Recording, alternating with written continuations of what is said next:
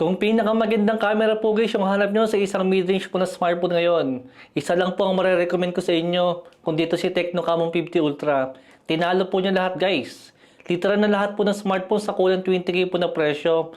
Kahit po yung higit mga 20k na presyo, tinalo po agad lahat ng Tecno Camon 50 Ultra nga po pagdating nga po sa may camera. Napakarami po dyan mga camera features dito guys sa talagang dito lang po natin makukuha kay Tecno. Even po kay Infinix hindi po natin makukuha. Yung mga camera features po niya or even nga po kay Samsung, wala po siyang ganitong klase ng mga features.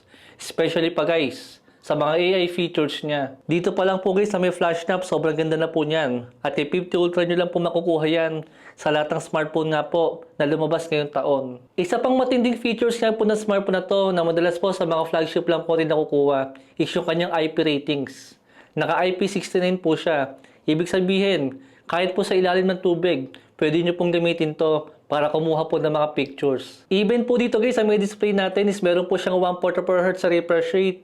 Meron din po siyang 1.5K resolution. At first time po ito guys para sa isang Tecno na smartphone. Then naka HDR support na nga rin po yung display natin. Siyempre, even sa may gaming guys is malakas din po siya kahit papano. Pero kung camera talagang pag-uusapan natin, talagang di po kayo mabibitin sa kanya. Tapos malaki pa yung battery natin na mayroong 6.5 mAh siya battery. Kaya kung sakaling pinakamagandang camera po ang hanap nyo sa isang mid-range ngayon, meron po tayong link dyan sa may description.